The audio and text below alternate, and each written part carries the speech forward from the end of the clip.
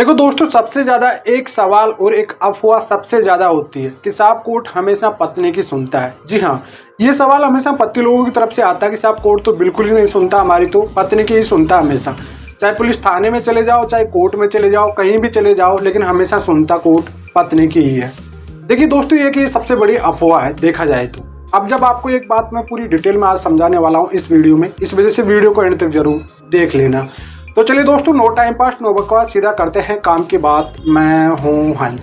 Second बात दोस्तों, comment में नंबर ना छोड़े, अगर आप मुझसे ही बात करना चाहते हो, डिस्कशन पूरी डिटेल होती है, अपॉइंटमेंट बुक करके आप बात कर सकते हैं। ठीक है दोस्तों, अगर मान लीजिए कि आपके कहने के अकॉर्डिंग मैं चलता हूँ कि साहब कोर्ट हमेशा पत्नी की सुनता है, तो फिर एक बात बता दीजिए, आप ही बता दीजिए कमेंट में कि साहब जब पत्नी की सब कुछ सुना जाता है तो फिर जो एनसीआरबी के जो आंकड़े आते हैं, फिर आप लोग सुनते हो, जो आप लोग ये कहते हो कि साहब 90% मामले झूठे होते हैं।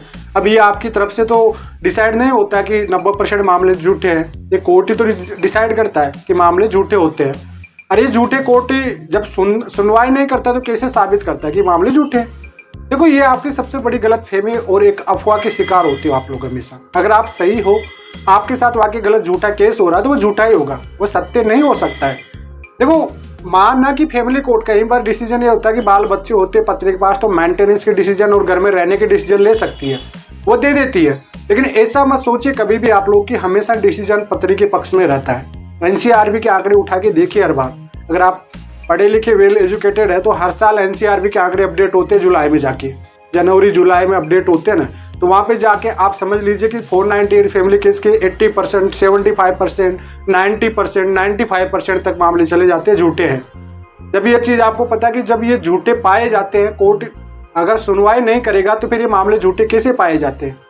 तो आपको ये चीज़ को समझना पड़ेगा कि हमेशा देखो, कोर्ट ये नहीं चाहता कभी कि जो किसी के साथ नाइंसाफी हो। ठीक है, सुनवाई पूरी तरह से होती है। हाँ, फैमिली कोर्ट में कई बार क्या होता है कि फैमिली कोर्ट में एक तरह से कहते हैं कि पारिवारिक तौर पे देखा जाता है। पारिवारिक फैमिली का नाम ही है, कोर्ट का नाम ही है पारिवारिक न्यायालय, कुटुंब न्यायालय। उसमें एक पारिवारिक तौर को देखा जाता है, सामाजिक तौर के एक तरह से देखा जाता है कि साहब पति पत्नी का मामला है, पति पर थोड़ा सा प्रेशर डालेंगे, मेंटेनेंस बढ़ा देंगे, एंट्री मेंटेनेंस बना देंगे, बच्चों की जिम्मेदारी। देखो, कहते हैं कि मर्द को क्या दर्द होता है, बात वही वाली बात होती है। तो थोड़ी सी एक रिस्पॉन्सिबिलिटी आप पे डाल दिया जाता है, इस बात को मैं मानता हूँ। लेकिन ऐसा नहीं कि आपके खिलाफ नाइंसाफी की जाती है, ऐसा नहीं है। आपकी भी प्रॉपर सुनवाई होती है। ऐसा नहीं कि आप लोग फैमिली कोर्ट में आपकी सुनवाई नहीं हो रही, फैमिली के कोर्ट में आपकी सुनवाई नहीं हो रही, तो इसका मतलब आपके पास ऊपर चांदने का। देखो, ऊपर जाओगे, हाई कोर्ट चले जाओगे, सुप्रीम कोर्ट चले जाओगे, फिर इन्वेस्टिगेशन होगी आपकी, प्रॉपरली आपकी सुनवाई होगी पूरी तरह से। तो अगर आप लोग यहाँ पे इस चीज़ से एग्री नहीं हो कि साहब आपके जो पक्ष थी आपकी बात रखना चाह रहे थे, आपकी सुनवाई नहीं हो रही कुटुंब न्यायालय में, तो आप अपर कोर्ट में चैलेंज कर दीजिए, रिवीजन डाल दीजिए, आप रिट डाल दीजिए। आप हर जगह आपके पास चांस होते हैं, ऐसा नहीं है। बस आपको नॉलेज की कमी होती है और एक बहाना बन जाता है कि साहब पत्नी की सुना जाता है। ऐसा नहीं है। आपके साथ गलत हो रहा है, वाकई आपके साथ गलत हो रहा है, तो आप ऊपर तक जाइए। ठीक है, आपके पूरे दरवाजे खुले हुए हैं, सुप्रीम कोर्ट तक आपके दरवाजे खुले हुए। और आजकल जिनके साथ गलत होता है ना, आपने देखा होगा सुप्रीम कोर्ट, हाई कोर्ट के हमेशा जजमेंट आते रहते हैं। हर वीक में कोई ना कोई 1-2 जजमेंट आते रहते हैं कहीं ना कहीं हाई कोर्ट से।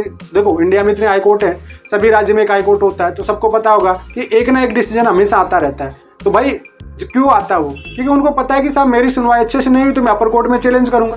तो जब आपके साथ गलत हुआ है तो फिर आप डर क्यों रहे हो? आप भी जो जाइए ना अपर कोर्ट में, सुनवाई आपकी भी होगी। ऐसा नहीं कि आपकी सुनवाई नहीं होगी, डेफिनेटली आपकी सुनवाई होगी। तो एक गलत फहमी और गलत अफवाह का शिकार ना बने कभी भी। फिर इन्वेस्टिगेशन होती है, फिर आपका ट्रायल चलता है, सब कुछ होता है, आपके बात रखने का भी हर जगह मौका दिया जाता है, चांस दिया जाता है। हाँ देखो, आरोप प्रत्यारोप से एक चीज हो जाता है, यहाँ पे पुलिस थाने में जाते हैं, साहब महिला का मामला है, थोड़ी सी सुनवाई हो जाती है। ठीक है, वहाँ पे उसकी एफआईआर दर्ज हो जाती है बिना एविडेंस के सबूत। अगर आप भी चाहो तो आपके पास कोर्ट ये आपको ऑप्शन देता है कि अगर आपके साथ गलत एफआईआर हो रही तो 482 में जाइए, आप लोग उस चीज को लेकर क्विशिंग करा सकते हो। आप लोग देखो, हर चीज का स्टेप निकाला करो, आप लोग बहाना मत बनाया करो कभी आप लोग। ठीक है, हर चीज का सोल्यूशन आज की डेट में देखा जाओगी। भाई आपकी जहां सुनवाई नहीं होती है तो हाईकोर्ट के दरवाजे खुले हुए आपके पास, जाना जरूर पड़ता है आपको।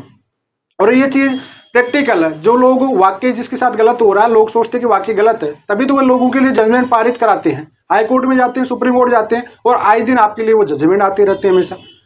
तो आप लड़ना सीखिए, आप बहानेबाजी मत करिए। आपके साथ गलत हुआ है तो आप फाइट करना सीखिए उस चीज को। देखो, गलत हुआ है तो इंसाफ जरूर मिलेगा, वो चाहे वो पति हो चाहे वो पत्नी हो। मैं हमेशा एक चीज हमेशा प्रैक्टिकल कहता रहता हूँ कि गलत अफवाहों से बच के रहिए हमेशा। भैया आपके साथ गलत हुआ तो आपके साथ कोई इंसाफ ही करेगा आपके साथ। ये नहीं कि आपको झूठे केस होगी तो आपको सजा दे दिया जाएगा, बिल्कुल नहीं दी जाएगी आपको सजा। ये बात आप माइंड में फिट कर लेना। तो आई होप जो आपका डाउट था दोस्तों इस वीडियो में पूरी तरह क्लियर हो गया। और भी कोई डाउट रहता तो आप कमेंट में छोड़ सकते हैं। फिलहाल आज के लिए इतना ही। जय हिंद, वंदे मातरम।